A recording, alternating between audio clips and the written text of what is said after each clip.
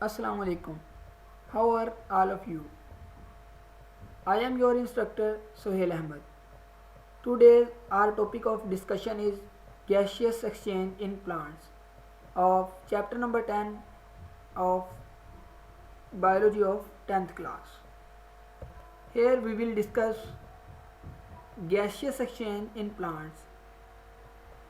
If we see, अगर हम देखें तो पता चलेगा कि प्लांट्स में जो गैशियस एक्सचेंज है वो रूट्स के ज़रिए होती है, जिसका जो मैकेनिज़्म है वो डिफ्यूजन है।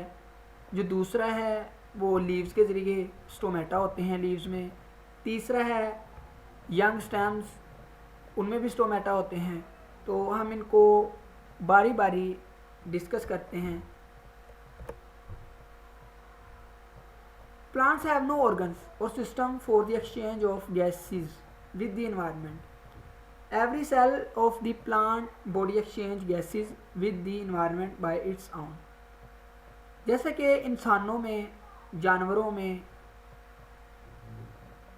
लंग्स मौजूद हैं, जो हम इससे अगले चैप्टर में पढ़ेंगे कि कैसे अलवलाई के ज़रिए एक मखसूस ऑर्गन है लंग्स, और सिर्फ लंग्स का ही काम है गैसेस एक्सचेंज करना, और पूरी बॉडी से जो ब्लड है वो लंग्स में आता है और वहीं पे गैसेस एक्सचेंज होता है। हर एक सेल खुद जिम्मेदार नहीं है अपनी गैसेस एक्सचेंज का, सिर्फ जो लंग्स हैं वो गैसेस एक्सचेंज करवाएंगे पूरी बॉडी के लिए। जबकि प्लांट्स में ऐसा कोई मैकेनिज़्म नहीं है। प्लांट्स में हर एक सेल खुद जिम्मेदार है अपनी गैसेस एक्सचेंज का, अपने गैसों के तबादले का वो खुद ज़िम्मेदार है। तो इसलिए हमने इसको पहले 3 हिस्सों में तकसीम किया है। लीव्स एंड यंग स्टेम्स जो स्टोमेटा के ज़रिए गैसेस एक्सचेंज करते हैं, उसके बाद वुडी स्टेम्स एंड रूट्स जो लेंटिसेल्स के ज़रिए गैसेस एक्सचेंज करते हैं, और लास्ट यंग रूट्स जो उनका जर्नल सरफेस एरिया है यानी डिफ्यूजन के ज़रिए गैसेस एक्सचेंज करेंगे। तो सबसे पहले हम डिस्कस करते हैं लीव्स एंड यंग स्टेम्स को। तो यहाँ पे है हमारे पास लीव्स और यंग स्टेम्स कैसे गैसेस एक्सचेंज करेंगे। The leaves and young stems have stomata in their epidermis. The gases exchange occurs through these stomata. The inner cells of leaves, mean mesophyll and stem also have air spaces among them which help in exchange of gases. तो यहाँ पे हम diagram से इसको देख लेते हैं। अगर आप देखें तो ब्लू कलर में जो कार्बन डाइऑक्साइड है वो इन हो रही है, ठीक है, और रेड एरो के साथ जो ऑक्सीजन है वो आउट हो रही है। तो ये एक प्लांट का क्रॉस सेक्शन, लीफ का हमने क्या किया है, एक क्रॉस सेक्शनल एरिया है, ठीक है। इसमें आप मेसोफिल सेल्स देख सकते हैं जहाँ से क्या हो रही है, गैसेस एक्सचेंज हो रही है। जी, अगर हम देखें तो जो प्लांट है उसको 2 तरह के हालात का सामना करना पड़ता है, क्योंकि दिन के वक्त फोटोसिंथेसिस भी हो रही है और रेस्पिरेशन दोनों साथ साथ हो रही हैं।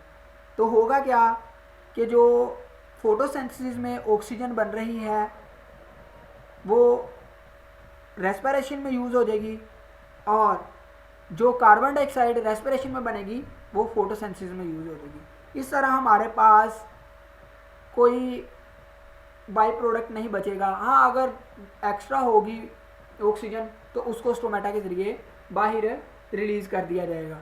और दूसरी तरफ नाइट टाइम में सिर्फ रेस्पिरेशन हो रही है तो इससे पौधे क्या करते हैं, लीव्स के ज़रिए ऑक्सीजन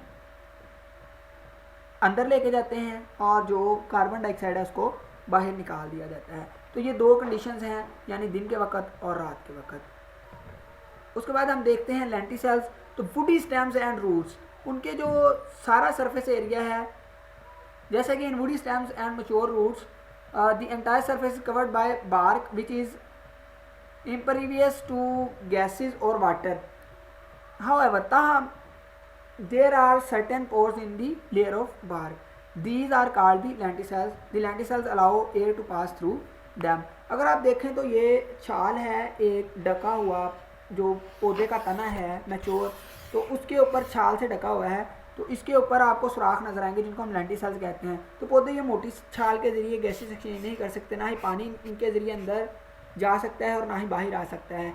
तो इसके लिए उनके दरमियान क्या होते हैं, सुराख होते हैं जिनके जरिए गैसेस एक्सचेंज करते हैं। तो पेपर में एक बड़ा इंपॉर्टेंट सवाल पूछा जाता है जो कि लेंटिसेल्स और स्टोमेटा के दरमियान फ़र्क पूछा जाता है। तो स्टोमेटा हमने पढ़ा कहाँ होते हैं, लीव्स में और यंग रूट्स में, जबकि जो ये वुडी स्टेम और मैच्योर रूट्स में हमारे पास लेंटिसेल्स होते हैं।